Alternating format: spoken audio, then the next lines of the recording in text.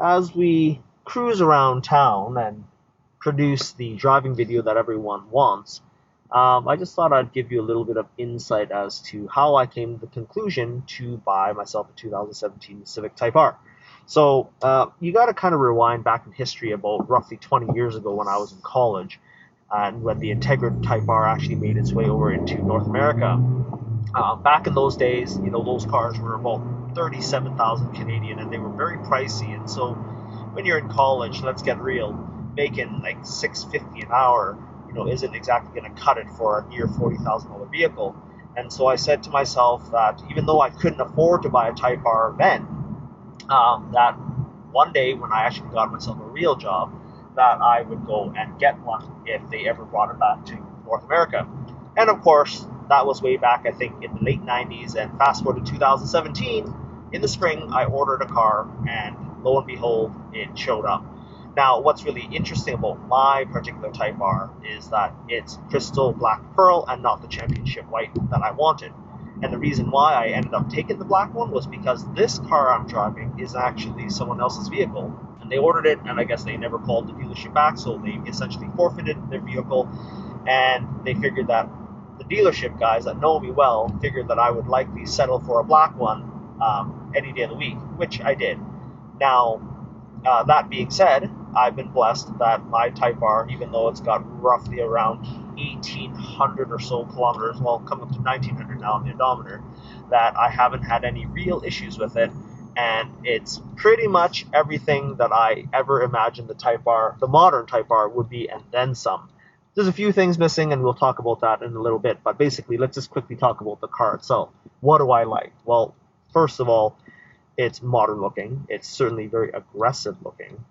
It drives like a dream, and I love the fact that it's got a tunable suspension. In fact, the entire vehicle's handling can be tuned with a simple flick of a toggle switch. The Type R offers 3 driving modes: Comfort, Sport, and Plus R mode. So just talking about what each mode does, Comfort mode is literally the equivalent of you driving a Honda Civic sedan Touring Edition. It's quiet, it's compliant, the steering wheel's light, and it's just, overall, it's actually very comfy. And then when you move into Sport mode, which is the default mode, it stiffens up the suspension, and it makes the steering wheel a little heavier. And it's the equivalent, if I had to do a comparison, to a 10th generation Honda Civic Si. Maybe a little bit firmer than an Si, but around thereabouts.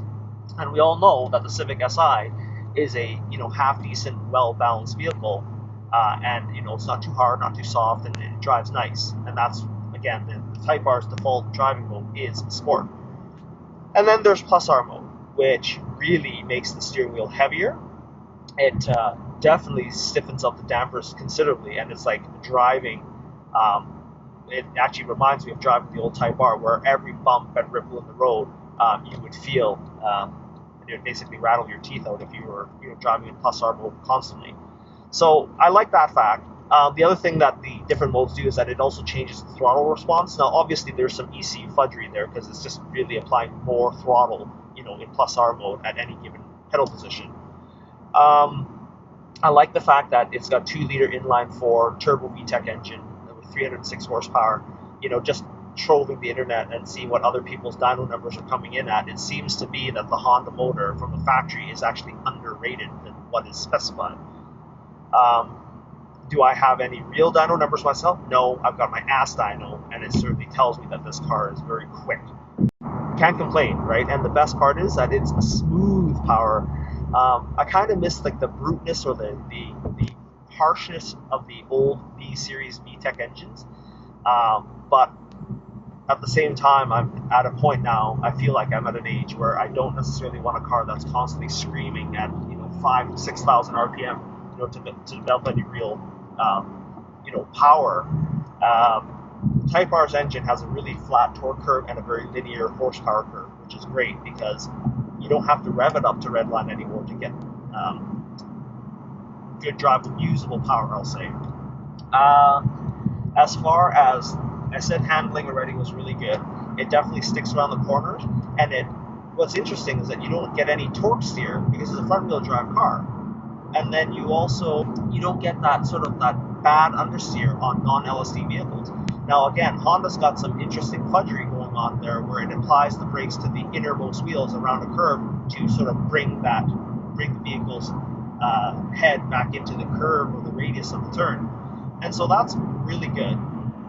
And even though you can't feel it, it's seamless that when you take this car around corners, not only is that helical LSD working well for you, but also the ECU is doing some sort of funky, I guess we'll call it vectoring, we'll say, to keep the line in track. And that's actually how this car gets its superior handling characteristics. Other things I like, it's the fact that every sort of North American model comes as a touring edition. So that includes navigation, rear backup camera, air conditioning, Navi, full infotainment system, fog lights, which by the way are all LED along with the headlights. So it's not HID, it's LEDs, and a host of others to sort of conveniences. So overall, the car's good. I definitely am lucky or grateful that I've got the Canadian edition and not the American version, because the American version doesn't have the wireless charging pad it's an option for $250, whereas in Canada it's standard issue. We also have a right lane, lane watch camera on the right hand side mirror. So whenever you do a signal change to the right, it actually turns on the infotainment screen to the camera view so that you don't inadvertently sideswipe someone. And the US version doesn't even have that option. Other subtle differences are LED blinker side mirrors. So again, the US version is just a mirror, whereas in the Canadian edition, there's actually an LED light integrated in with it, so that people in your adjacent lane can actually see that you're doing a lane change. Now, a few other things. I mean, the instrument cluster, is well laid out.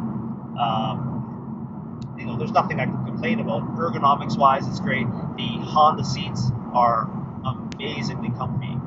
They're sport bucket seats, and unlike the Ford Focus RS where they got just a bit too much bolstering, or the height of them isn't quite right, that the Civic Type R seats are really comfy. I can absolutely see myself driving on a 1,000-kilometer road trip and not actually feel much fatigue, especially when you combine that with the tunable suspension.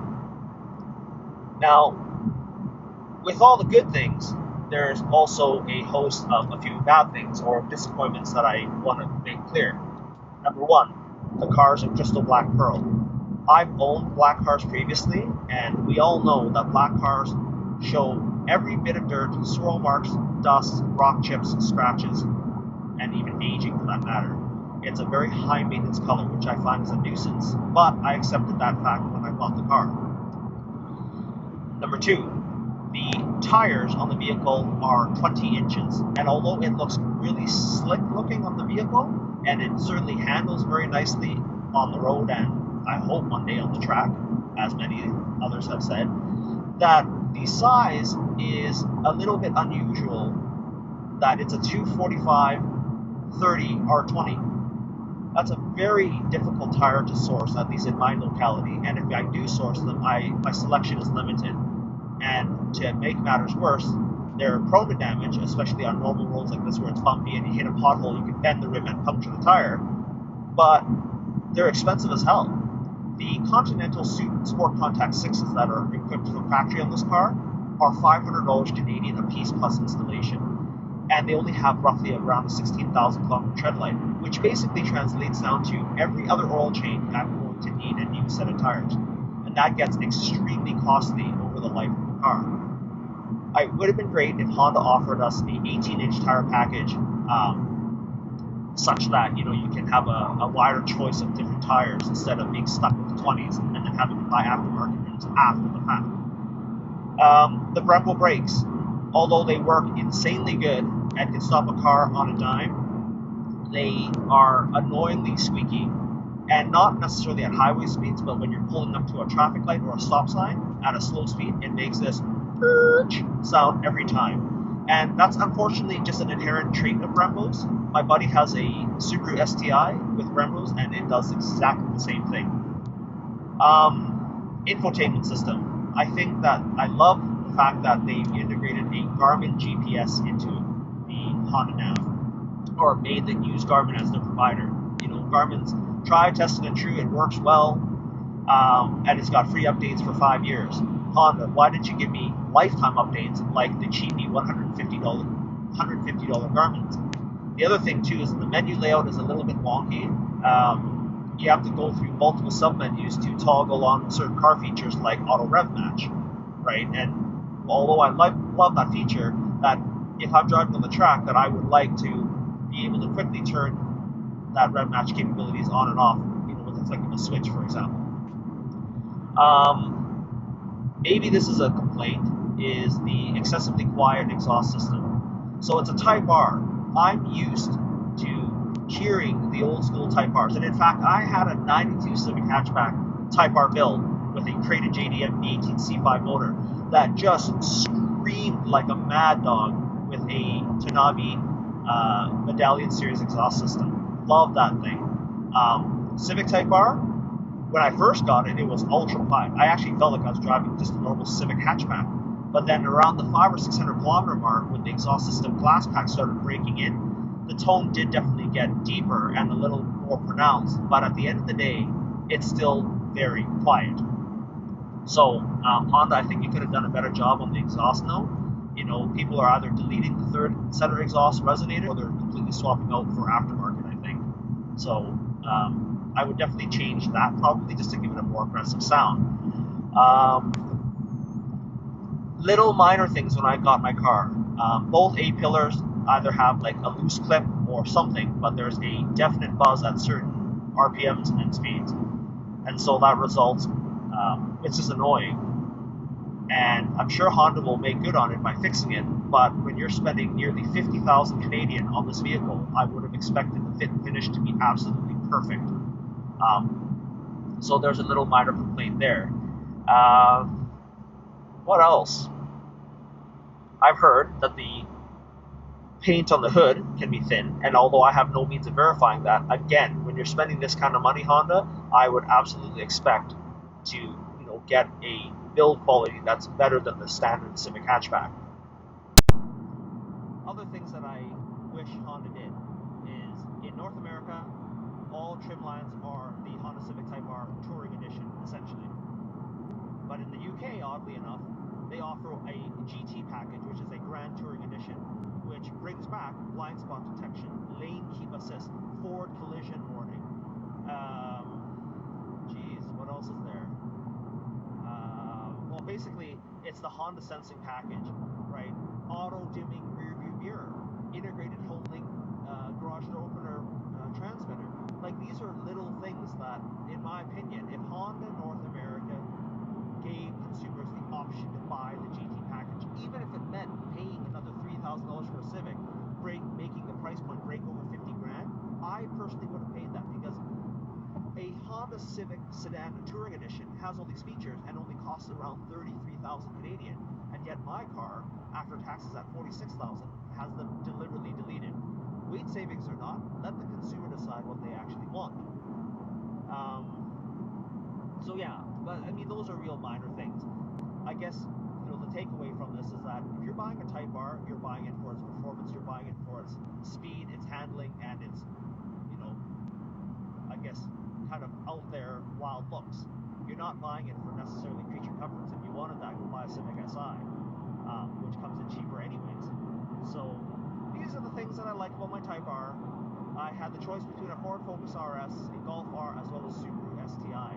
And although those cars also have their own merits, especially with all-wheel drive, that in the end I stayed true to my roots and kept with the Honda brand.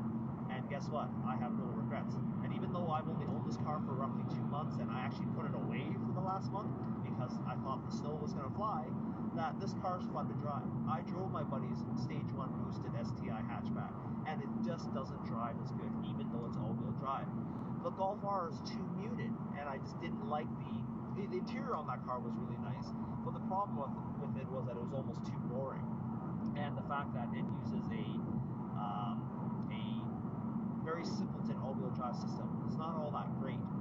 And then, of course, the Ford Focus RS, if you could actually find one, was exceptionally expensive, and given its price tag, it didn't wow me as far as the interior build quality was concerned. I think the MSRP pricing at the last Calgary Auto Show was over $51,000, and I thought, wow, it's all-wheel drive, it's 350 horsepower, but it's not a real four-seater, right, to brag home about. And on top of it, it didn't feel very well made.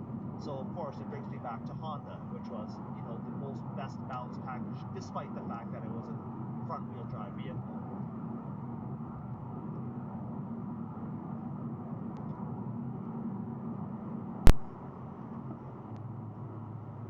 This auto rev match is awesome. If you're lazy,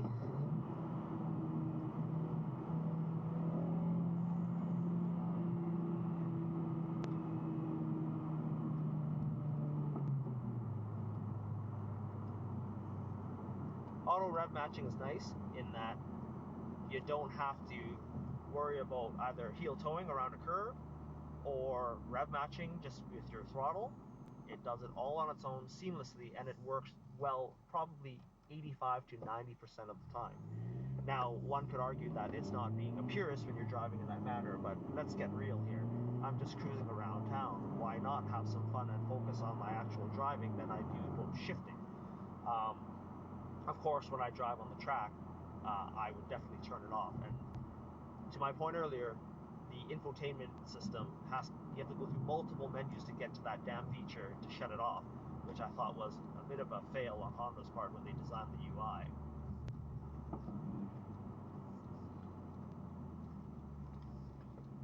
So here I'm taking corners at around probably 45 kilometers an hour, not a single tire squeak of any sort. It's actually 32 degrees Fahrenheit or 0 degrees centigrade. So the Sport Contact 6s on this car are not exactly performing at its optimal temperature. In fact, I got a call from Honda telling me that I shouldn't be driving this car in sub-zero temperatures. I think -7 is the actual safety limit. So I still got a little bit of headroom here.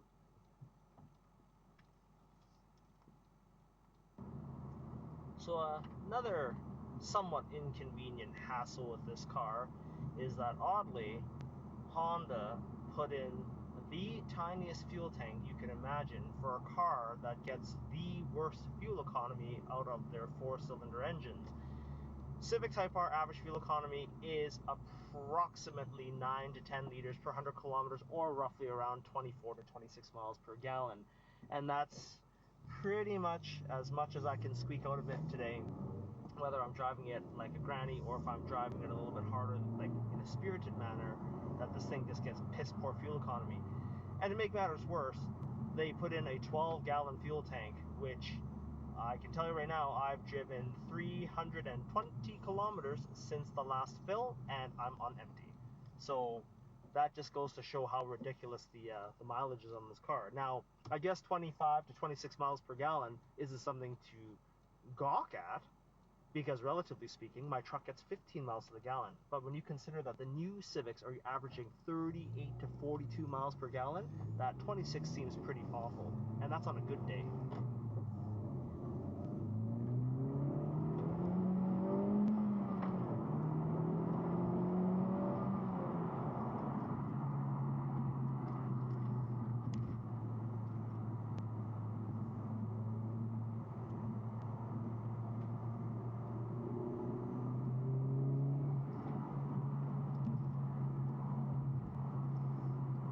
Just hugs the corners exceptionally well.